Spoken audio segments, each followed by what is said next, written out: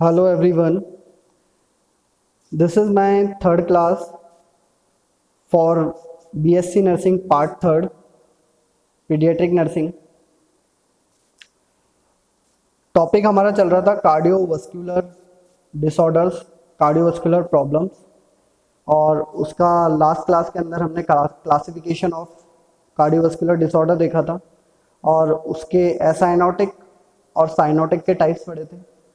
और उसके अंदर एसाइनोटिक का पहला एट्रियल सेप्टल डिफेक्ट हमने पढ़ा था, जो कि कंटिन्यू चल रहा था। लास्ट पैथोफिजियोलॉजी था, इंसिडेंस था। उसके बाद हम आज देखेंगे उसके कॉजेज कि जो एट्रियल सेप्टल डिफेक्ट है उसके क्या क्या कॉजेज है, किस किस कारणों से, किन किन कारणों से एट्रियल सेप्टल डिफेक्ट हो सकता है।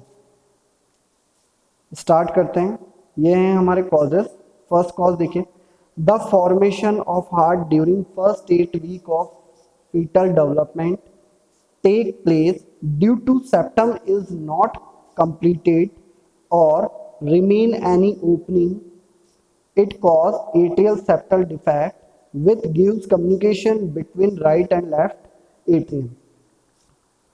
देखिए, एक सिचुएशन बता रहा है, सबसे पहला कॉज बता रहा है जब अपन मान सकते हैं कि जो फर्स्ट 8 वीक होते हैं, जब अपना हार्ट डेवलपमेंट होता रहता है, हार्ट का डेवलपमेंट होता रहता है, ठीक है। एक सिंगल सेल से हार्ट डेवलप होना स्टार्ट होता है, उसके बाद चैम्बर्स के अंदर डिवाइड होता है, उसके अंदर सर्कुलेशन स्टार्ट होता है। तो जब हार्ट का, हम सिंपल सा कह सकते हैं, जब हार्ट की एनाटॉमी, ठीक है, या उसकी एनाटॉमिकल स्ट्रक्चर रेडी हो रही होती है, तैयार हो रही होती है, तो उसकी स्ट्रक्चर में किसी प्रकार का कोई डिफेक्ट रह जाना या उसकी स्ट्रक्चर जो है वो पूरी तरीके से सही तरीके से नहीं बन पाना, यानी उसके स्ट्रक्चर में किसी ना किसी प्रकार का डिफेक्ट रह जाना। जैसे कि जब स्ट्रक्चर में डेवलपमेंट हो रहा है सेप्टम का, दोनों एट्रियम्स को डिवाइड करने वाली जो सेप्टम है वो डेवलप हो रही है, ठीक है। अब वो सेप्टम प्रॉपर तरीके से डेवलप नहीं हो पाई, उस सेप्टम के बीच में कोई गैप रह गया, ठीक है, ठीक है, उसकी पोजीशन सही नहीं हो पाई, उसकी स्ट्रक्चर में किसी ना किसी प्रकार का कोई डिफेक्ट हो गया, तो उससे वो किसको कॉज कर देगा, एट्रियल सेप्टल डिफेक्ट को, यानी उसके बीच में क्या रह जाएगी, अब नॉर्मल ओपनिंग रह जाएगी। यानी एनाटॉमिकल स्ट्रक्चर अगर सही तरीके से डेवलप नहीं हो पाई, जिसके कारण सेप्टम का डेवलपमेंट पूरा नहीं हो पाया और उसमें कोई ओपनिंग रह गई, तो वो किसको कॉज कर देगी, एट्रियल सेप्टल डिफेक्ट को, जिसके कारण शंटिंग स्टार्ट हो जाएगी, या कम्युनिकेशन प्रेजेंट हो जाएगा किसके बीच में, right atrium and left atrium, ठीक है। तो इसका सबसे मेन जो कॉज है वो यही है, ठीक है, इसका जो सबसे मेन कॉज है वो यही है। बाकी जितने भी रिस्क फैक्टर मैंने आपको स्टार्टिंग में बताए हैं वो आप इसके साथ ऐड कर सकते हैं। कौन से वाले रिस्क फैक्टर, टेराटोजेनिक इफेक्ट, ठीक है, रूबेला का इन्फेक्शन, क्रोमोसोमल अबनॉर्मलिटीज, ठीक है, कंसिन्ग्यूनियस मैरिज, रेडिएशन थेरेपी, ठीक है, या रेडिएशन का किसी भी पेशेंट पे इफेक्ट हुआ हो, प्रेग्नेंट मदर पे इफेक्ट हुआ हो, तो जितने भी रिस्क फैक्टर बताए थे वो भी इसके अंदर इंक्लूड हो जाएंगे। और उसका मेन जो कॉज है, वैसे तो आपको जितने भी कंजेनिटल हार्ट डिफेक्ट हैं पहले ही बता दिया है, 90% केसेस के अंदर इनके कॉजेज, इसकी इटियोलॉजी क्या रहती है, अननोन रहती है। बट फिर भी इसका एक ये मेन कॉज है कि हार्ट प्रॉपर तरीके से उसकी स्ट्रक्चर डेवलप नहीं हो पाई, जिसके कारण क्या हो गया, एट्रियल सेप्टल डिफेक्ट हो गया। और जितने भी रिस्क फैक्टर आपको पहले दिखाए थे वो सब भी आप इसके अंदर इंक्लूड कर सकते हैं, ठीक है। नेक्स्ट टॉपिक है अपना क्लिनिकल मैनिफेस्टेशन। इसी का नेक्स्ट जो है वो है क्लिनिकल मैनिफेस्टेशन। कौन कौन से क्लिनिकल मैनिफेस्टेशन यानी साइन एंड सिम्टम्स आपको एट्रियल सेप्टल डिफेक्ट में देखने को मिलेंगे। सबसे पहला क्वेश्चन, क्या आपको इसके अंदर साइनोसिस देखने को मिलेगा, यस और नो? तो इसका जवाब है नो, क्योंकि जो ब्लड की मिक्सिंग हो रही है वो कैसी हो रही है, ऑक्सीनेटेड ब्लड जो है जाकर मिक्स हो रहा था किसके अंदर, डीऑक्सीनेटेड ब्लड के अंदर। अगर डीऑक्सीनेटेड ब्लड आके मिक्स हो गया ऑक्सीनेटेड ब्लड में, तो हमको साइन देखने को मिलेगा कौन सा, साइनोसिस का। तो साइनोसिस इसमें नहीं देखने को मिलेगा। अगर आप साइन एंड सिम्टम्स में साइनोसिस को मेंशन करते हैं तो वो गलत है, क्योंकि आप कौन से डिजीज पढ़ रहे हैं, आप इस डिजीज के अंदर कौन से टाइप पढ़ रहे हैं, एसाइनोटिक टाइप पढ़ रहे हैं। एसाइनोटिक का मतलब है एब्सेंस ऑफ साइनोसिस। अब अपन देखते हैं इसके साइन एंड सिम्टम्स। इसके साइन एंड सिम्टम्स में सबसे पहला है heart murmur sound. Heart murmur sound, heart की मरमर साउंड। अब हार्ट की मरमर साउंड को आप किससे सुन सकते हैं? स्टेथोस्कोप को। कहां पर सुनेंगे? सेकंड इंटरकॉस्टल स्पेस पर। कैसे प्रोड्यूस होगी? जो दोनों एट्रियम्स के बीच में अब नॉर्मल ओपनिंग प्रेजेंट है और जब ब्लड की शंटिंग होगी लेफ्ट टू राइट, यानी उस ओपनिंग में से ब्लड क्रॉस करेगा तो वहां से एक साउंड प्रोड्यूस होगी और वो साउंड हमें कैसी लगेगी? Like murmur sound. कहां पर मिलेगी वो हमको? सेकंड इंटरकॉस्टल स्पेस पे। ठीक है, तो हार्ट मरमर साउंड सुनाई देगी। स्वेटिंग विथ एक्टिविटीज, मैंने आपको पहले ही बताया था। ऑक्सीनेटेड ब्लड जो है वो डीऑक्सीनेटेड से के साथ मिक्स तो नहीं हो रहा है, यानी डीऑक्सीनेटेड ब्लड ऑक्सीनेट के साथ तो नहीं आ रहा है, यानी बॉडी के अंदर तो केवल ऑक्सीनेटेड जा रहा है, लेकिन अमाउंट ऑफ ऑक्सीनेटेड ब्लड क्या है? वो totally amount of oxygenated blood जो है वो कम हो रहा है, क्योंकि कुछ अमाउंट ऑफ ब्लड किधर चल गया? राइट साइड में चल गया। लेफ्ट साइड का कुछ ब्लड राइट साइड में चल गया, तो ऑक्सीनेटेड ब्लड का जो अमाउंट है वो कम हो जाएगा, जिसके कारण जो पेशेंट है या जो बेबी है, पेशेंट तो क्या, जो बेबी है उसमें स्वेटिंग विथ एक्टिविटीज देखने को मिलेगा, यानी वो हैवी एक्टिविटीज करेगा तो उसके अंदर स्वेट देखने को मिलेगी। ठीक है, next chest pain, lack of oxygen supply रहेगी, हार्ट पे बर्डन बढ़ेगा, वेंट्रिकल में ज्यादा ब्लड आएगा। ठीक है, पल्मोनरी कंजेशन की कंडीशन आ जाएगी तो आपको देखने को मिलेगा चेस्ट पेन, फटीग, बहुत जल्दी जो है पेशेंट थक जाएगा। Repeated chest infection, right ventricle के अंदर ब्लड का वॉल्यूम बढ़ता जाएगा और ये बढ़ा हुआ ब्लड का वॉल्यूम कहाँ जाएगा? पल्मोनरी आर्टरी के अंदर। पल्मोनरी आर्टरी में जाएगा, पल्मोनरी कंजेशन होना स्टार्ट हो जाएगा, पल्मोनरी आर्टरी अंदर से डैमेज होना स्टार्ट हो जाएगी। रिपीटेड चेस्ट इन्फेक्शन, बार बार चेस्ट का इन्फेक्शन देखने को मिलेगा आपको। हाइपरट्रॉफी, राइट वेंट्रिकुलर की हाइपरट्रॉफी, राइट एट्रियम की हाइपरट्रॉफी आपको देखने को मिलेगी। टेकेकार्डिया, हार्ट को अपने नॉर्मल लेवल से ज्यादा काम करना पड़ेगा, तेज काम करना पड़ेगा, टेकेकार्डिया।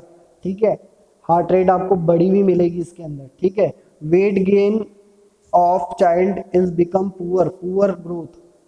ठीक है, ऐसा बेबी जो है पुअर इनटेक करेगा, न्यूट्रिशन इम्बैलेंस होगा तो उसकी ग्रोथ भी क्या होगी? Poor growth. द चाइल्ड में बी एसिम्टोमेटिक, बहुत सी कंडीशन के अंदर बच्चे में आपको कोई भी सिम्टम देखने को नहीं मिलेगा। एसिम्टोमेटिक, एज किसको रिप्रेजेंट कर रहा है? एब्सेंस को, कोई भी सिम्टम्स नहीं आएगा। आगे देखिए, डिसपनिया, डिसरिथमिया में ऑल्सो अकर। ठीक है, डिफिकल्टी इन ब्रीथिंग देखने को मिल सकती है क्योंकि पल्मोनरी कंजेशन हो रहा है, ऑल ओवर जितना भी ऑक्सीजन का अमाउंट है ब्लड के अंदर वो रिड्यूस हो रहा है, क्योंकि काफी हद तक जो ब्लड है उसका कुछ अमाउंट जो है वो राइट साइड में चला गया। ऑक्सीजनेटेड ब्लड की क्या हो जाएगी? थोड़ी कमी हो जाएगी। कमी होने के कारण आपको क्या देखने को मिलेगा? डिसपनिया, डिफिकल्टी इन ब्रीथिंग देखने को मिल जाएगी, हार्ट की जो रिदम है डिसरिथमियास हो जाएगा, एंड फाइनली हार्ट फेलियर। दोनों एट्रियम्स की हाइपरट्रॉफी हो गई, राइट वेंट्रिकल के अंदर बहुत ज्यादा ब्लड आ गया, बहुत ज्यादा अमाउंट के अंदर ब्लड किस में जाएगा? पल्मोनरी आर्टरी के अंदर जाएगा। एक समय बाद पल्मोनरी कंजेशन हो जाएगा, पल्मोनरी फेलियर हो जाएगा, ब्लड, हार्ट जो है वो ब्लड को पंप नहीं कर पाएगा, ज्यादा ब्लड बाहर नहीं जा पाएगा। जब हार्ट प्रॉपर अमाउंट में ब्लड को पंप नहीं कर पाएगा तो फाइनली क्या देखने को मिलेगा हमको? Heart failure. नेक्स्ट है अपना डायग्नोस्टिक इवॉल्वेशन। एट्रियल सेप्टल डिफेक्ट को हम कैसे डायग्नोज कर सकते हैं? ठीक है, सबसे पहला तो हम करेंगे उसका फिजिकल एग्जामिनेशन बेबी का, जिसके अंदर हम मेनली देख रहे हैं कार्डियक एग्जामिनेशन। कार्डियक एग्जामिनेशन में आपको पता ही है कि हमको कौन सी साउंड सुनाई देगी? Murmur sound. Listen heart and lung sound, murmur sound at second intercostal space. हम स्टेथोस्कोप के थ्रू सेकंड इंटरकॉस्टल स्पेस पे मरमर साउंड को सुन सकते हैं। ठीक है, कार्डियक एग्जामिनेशन में। Second ECG, it shows electrical activity of heart और अबनॉर्मल रिदम। ठीक है, हार्ट की जो इलेक्ट्रिकल एक्टिविटीज है उसको ईसीजी के थ्रू फाइंड आउट किया जा सकता है और जो अबनॉर्मल रिदम है उसको भी ईसीजी के थ्रू फाइंड आउट किया जा सकता है। Next, chest X ray. अब चेस्ट एक्सरे आपको क्या शो करेगा? It show increase heart size. Heart size कैसे बढ़ेगा इसके अंदर? क्योंकि आपको पता है हाइपरट्रॉफी हो रही है किसकी? राइट वेंट्रिकल की, राइट एट्रियम की। जब दोनों की हाइपरट्रॉफी होगी तो ओवरऑल हार्ट का साइज क्या हो जाएगा? बढ़ जाएगा, और वो हमें किसके थ्रू देख सकते हैं? चेस्ट एक्सरे के थ्रू। नेक्स्ट, 2D को, identify the anatomy and physiology of the heart. 2D को के थ्रू अपन क्या कर सकते हैं? हार्ट की एनाटॉमी एंड फिजियोलॉजी को देख सकते हैं, यानी जो सेप्टल डिफेक्ट है उसको फाइंड आउट कर सकते हैं। कि सेप्टम पे किस जगह ये डिफेक्ट है। अच्छा, सेप्टल डिफेक्ट का कौन सा टाइप है, एएसडी का कौन सा टाइप है, एएसडी फर्स्ट है, सेकंड है, थर्ड है, वो भी किसके थ्रू पता लगेगा अपन को, 2D इको के थ्रू पता लगेगा, क्योंकि 2D इको से अपन क्या आइडेंटिफाई कर सकते हैं, anatomy and physiology of heart. And last cardiac catheterization, groin area से आपने कार्डियक कैथेटर को इंसर्ट किया, ठीक है, नेक से आपने इंसर्ट किया, उसके बाद उसको हार्ट में अपन एंटर कराएंगे, कॉन्ट्रास्ट डाई के थ्रू अपन उस डिफेक्ट को आइडेंटिफाई कर सकते हैं कि कहाँ पर हो रखा है, ये अब नॉर्मल ओपनिंग कहाँ पर प्रेजेंट है, यानी डिफेक्ट को इसके थ्रू आइडेंटिफाई किया जा सकता है और इसी के थ्रू रिपेयर भी करा जा सकता है, वो अपन मैनेजमेंट में पढ़ेंगे। कुछ एक्स्ट्रा शॉर्ट है अपने डायग्नोस्टिक इवॉल्वेशन के, देखो समटाइम ईसीजी में शो राइट वेंट्रिकुलर हाइपरट्रॉफी और राइट वेंट्रिकुलर वॉल्यूम ओवरलोड, ठीक है, राइट वेंट्रिकुलर की हाइपरट्रॉफी जो है वो हमको ईसीजी के थ्रू पता लग सकती है, और राइट वेंट्रिकुलर पे जो वॉल्यूम ब्लड का ओवरऑल ब्लड वॉल्यूम बढ़ रहा है वो भी हम किसके थ्रू देख सकते हैं, ईसीजी के थ्रू देख सकते हैं। 2D को मैंने आपको पहले ही बताया है कि एनाटॉमी एंड फिजियोलॉजी को फाइंड आउट करता है और किस लोकेशन पे एएसडी है, कौन सा टाइप ऑफ एएसडी वो किसके थ्रू फाइंड आउट किया जा सकता है, 2D इको के थ्रू। तो 2D echo show total structure of heart we can see on monitor like septal defect size, उसका साइज क्या है, उसकी पोजीशन क्या है, एएसडी फर्स्ट है, सेकंड है, थर्ड है, flow of blood through the opening, और जो ब्लड का फ्लो है ओपनिंग के थ्रू वो कहां से कहां हो रहा है, जैसे लेफ्ट टू राइट हो रहा है तो वो भी किसके थ्रू फाइंड आउट हो सकता है, 2D इको के through. Nowadays color Doppler studies are available which gives more clear view, colour Doppler's के थ्रू भी हम एट्रियल सेप्टल डिफेक्ट को आइडेंटिफाई कर सकते हैं और अच्छे उसके व्यू मिल सकते हैं, क्लियर व्यू, ठीक है। लास्ट है a catheter is passed in heart through the blood vessels and contrast dye is injected through the catheter to visualize the heart defect and picture is taken to view the result, ठीक है।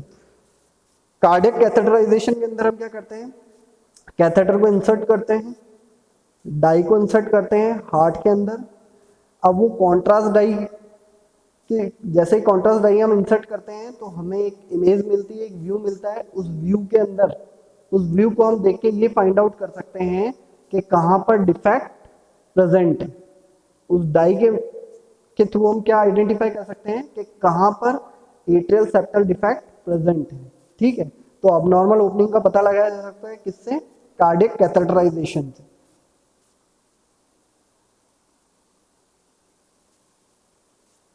Next है management. Management में है सबसे पहले इसका medical management, तो ऐसे बेबी को हमको एंटीबायोटिक्स देनी है इन्फेक्शन से प्रिवेंट करने के लिए, एनाल्जेसिक्स देनी है पेन को रिड्यूस करने के लिए, एंटीपायरेटिक्स देनी है फीवर को रिड्यूस करने के लिए क्योंकि रिपीटेड चेस्ट इन्फेक्शन हो रहा है, ठीक है, तो पेन भी होगा फीवर भी होगा, तो analgesics, antipyretics, diuretics to remove excess fluid, अगर फ्लूइड वॉल्यूम बढ़ा है तो इसका इफेक्ट सीधा किस पे, ब्लड वॉल्यूम पे, ब्लड वॉल्यूम अगर बढ़ा तो उसका लोड किस पर पड़ेगा, हार्ट पर पड़ेगा, और वैसे भी क्या हो रखी है, राइट वेंट्रिकुलर हाइपरट्रॉफी हो रही है, अगर फ्लूइड वॉल्यूम बढ़ा ब्लड वॉल्यूम भी बढ़ेगा, ब्लड वॉल्यूम बढ़ा तो हार्ट पर प्रेशर और बढ़ेगा, हाइपरट्रॉफी और बढ़ेगी, पल्मोनरी कंजेशन और बढ़ेगा और पेशेंट चल जाएगा किसकी तरफ, हार्ट फेलियर की तरफ। एक मेन ड्रग है इसके अंदर डिजॉक्सिन, जो कि एएसडी की ट्रीटमेंट के लिए यूज होती है, ठीक है, बहुत इंपॉर्टेंट है डिजॉक्सिन। अब इसका मेन काम क्या है वो उसमें मेंशन है, फॉर ट्रीटमेंट ऑफ एरिथमियाज और डिसरिथमियाज कंडीशन, जो हार्ट की रिदम बिगड़ चुकी है, ठीक है, उसकी रिदमिक एरिथमिक कंडीशन को, डिसरिथमिक कंडीशन को ट्रीट किया जा सकता है। कैसे ट्रीट करती है digoxin, it increase the strengthening the heart muscles for regular pumping functioning, ये जो हार्ट की जो मसल्स हैं उनकी स्ट्रेंथ, उसकी पावर को बढ़ा देता है, ठीक है। जब वो वीक हो जाती हैं, ठीक है, तो वीक होने के कारण डिसरिथमियाज और एरिथमियाज की कंडीशन आ जाती है।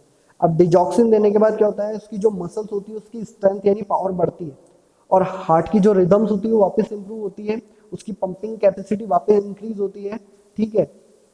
तो इस प्रकार एट्रियल सेप्टल डिफेक्ट के अंदर हम जो दे सकते हैं डिजॉक्सिन पेशेंट को दे सकते हैं। और इसके थ्रू एरिथमियाज और डिसरिथमियाज कंडीशन को ट्रीट कर सकते हैं। तो फर्स्ट था हमारा मेडिकल मैनेजमेंट, अब सेकंड है हमारा सर्जिकल मैनेजमेंट। तो सर्जिकल मैनेजमेंट में फर्स्ट है समटाइम स्मॉल एएसडी में close spontaneously requiring no intervention. जब बेबी का जन्म होता है, जैसे ही बेबी का बर्थ होता है, उस समय एकदम से ब्लड का फ्लो कहाँ पर आता है, लेफ्ट एट्रियम के अंदर। आगे जब आप फीटल सर्कुलेशन पढ़ेंगे तब आपको ये सारी चीजें समझ में आएगी। अभी के लिए ध्यान रखो, जब बेबी का बर्थ होता है तो हार्ट यूट्रस के अंदर प्रॉपर्ली वर्क नहीं करता है। जैसे ही बेबी का बर्थ होता है, फर्स्ट क्राइंग होती है, पहली बार बेबी जब रोता है तब उसके हार्ट और लंग्स काम करना स्टार्ट करते हैं। जब हार्ट और लंग्स पहली बार काम करना स्टार्ट करते हैं तो लंग्स से जो पूरा ब्लड है वो कहाँ पर आता है, लेफ्ट एट्रियम में। तो लेफ्ट एट्रियम में एकदम से प्रेशर से ब्लड आता है, और अगर प्रेशर से ब्लड लेफ्ट एट्रियम के अंदर आएगा तो वहां पर अगर एट्रियल सेप्टल डिफेक्ट प्रेजेंट है तो उस प्रेशर के कारण एएसडी की क्लोजिंग हो सकती है।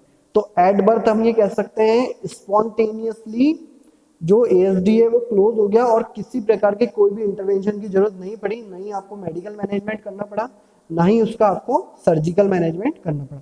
तो कहीं केसेस के अंदर क्या होता है, ये बर्थ के समय अपने आप ही क्लोज हो जाता है। सेकंड देखिए, बहुत इंपॉर्टेंट इसका पैच क्लोजर। पैच क्लोजर में आप दो पैच का नाम ध्यान रख सकते हैं, पेरिकार्डिया पैच, डेक्रोन पैच। सेम चीजें हैं दोनों, ठीक है, पेरिकार्डिया पैच और डेक्रोन पैच। मेनली जो इसका नाम है वो है डेक्रोन पैच। ये जो अबनॉर्मल ओपनिंग होती है वहां पर एक पैच आता है डेक्रोन पैच, उस डेक्रोन पैच को वहां पर लगा दिया जाता है। डेक्रोन पैच को उस अबनॉर्मल ओपनिंग पे लगाकर उसके चारों तरफ स्टिचिंग कर दी जाती है, ठीक है। तो इन दोनों के बीच का कम्युनिकेशन क्या हो जाता है, खत्म हो जाता है। तो एक तो ये ट्रीटमेंट है, ये एक सर्जिकल मैनेजमेंट है कि वहां पर आप डेक्रोन पैच को लगा सकते हैं, ठीक है। Next, cardio pulmonary bypass. अब कार्डियो पल्मोनरी बाईपास के अंदर क्या करेंगे, मीडियल स्टेनोटॉमी, स्टर्नम के यहाँ से ओपनिंग करेंगे सीधा, cardio pulmonary bypass. Heart lung machine, आपने सुना होगा हार्ट लंग मशीन, जब हार्ट का ऑपरेशन होता है तो हार्ट लंग मशीन पे हार्ट को रखा जाता है। तो आपके हार्ट का तो होगा ऑपरेशन, हार्ट को करेंगे ट्रीट, और जो हार्ट लंग मशीन है वो आपके ब्लड सर्कुलेशन को संभालेगी। यानी आपका हार्ट का काम कौन करेगी, हार्ट लंग मशीन करेगी। एक मशीन होती है वो आपके हार्ट का काम करेगी, और उस समय आप हार्ट को ऑपरेट कर सकते हैं और एएसडी वाली कंडीशन को ट्रीट कर सकते हैं। किसके थ्रू, कार्डियो पल्मोनरी बाईपास के through. Next, purse string suture.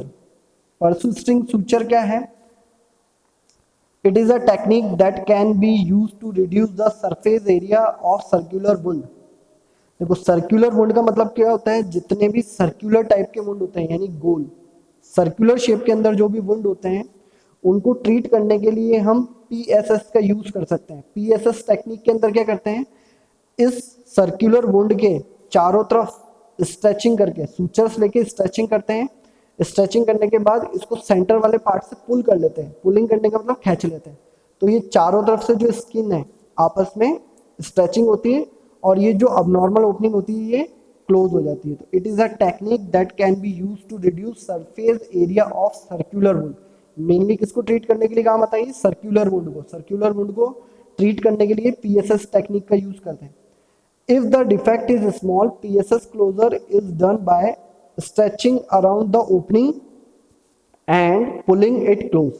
चारों तरफ, जैसे कोई सर्कुलर वुंड है, गोल सा वुंड है, उसके चारों तरफ स्ट्रेचिंग करो और सेंटर वाले पार्ट से उस सूचर को आप पुल कर सकते हो, खींच सकते हो। जैसे आप उसको खींचोगे तो चारों तरफ की जो स्किन है वो आपस में क्लोज कांटेक्ट में आ जाएगी, और वो जो वुंड है वो क्या हो जाएगा, कवर हो जाएगा। जो अबनॉर्मल ओपनिंग है वो क्या हो जाएगी, क्लोज हो जाएगी।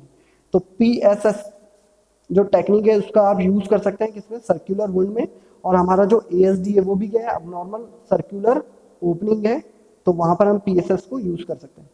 एंड लास्ट है अपना कार्डियक कैथेटराइजेशन। डिफेक्ट में be close during cardiac catheterization. जब कार्डियक कैथेटर को इंसर्ट करते हैं, डाई का इंसर्शन करते हैं, उसी समय इस डिफेक्ट को भी हम वहां पर क्लोज कर सकते हैं कार्डियक कैथेटराइजेशन के थ्रू। लास्ट है कॉम्प्लिकेशंस। कॉम्प्लिकेशंस के अंदर आपको पता ही है, राइट वेंट्रिकुलर हाइपरट्रॉफी होगी, पल्मोनरी कंजेशन होगा, पल्मोनरी कंजेशन हो जाएगा तो हार्ट प्रॉपर्ली वर्क नहीं कर पाएगा, जो अमाउंट ऑफ ब्लड हार्ट से पंप होना चाहिए वो अमाउंट ऑफ ब्लड हार्ट से पंप नहीं हो पाएगा, और फाइनली हमको देखने को मिलेगा हार्ट फेलियर। नेक्स्ट है एंडोकार्डाइटिस, जो इनर लेयर होती है हार्ट की उसमें इन्फेक्शन हो जाएगा, क्योंकि वहाँ पर रिपीटेड चेस्ट इन्फेक्शन भी हो रहा है, मसल्स में भी स्ट्रेचिंग हो रही है, हाइपरट्रॉफी भी हो रही है, तो एंडोकार्डाइटिस यानी इनर जो लेयर है उसमें इन्फेक्शन हो जाएगा।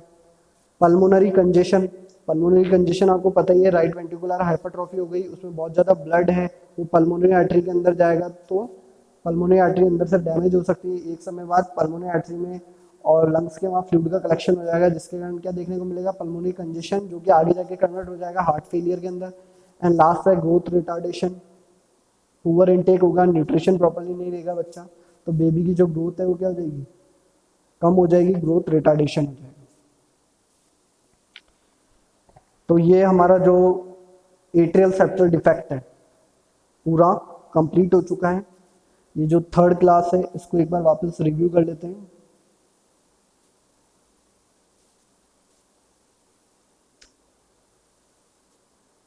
कॉजेस पढ़ा था, कॉजेस के अंदर सबसे पहले हमने क्या पढ़ा था कि हार्ट की एनाटॉमी यानी जो सेप्टम है वो प्रॉपरली नहीं डेवलप हो पाई, तो उसके कारण हमें बेबी को क्या हो सकता है, एट्रियल सेप्टल डिफेक्ट एएसडी हो सकता है, और उस एएसडी के चक्कर में कम्युनिकेशन प्रेजेंट रहेगा किस किस के बीच, लेफ्ट एट्रियम और राइट एट्रियम में।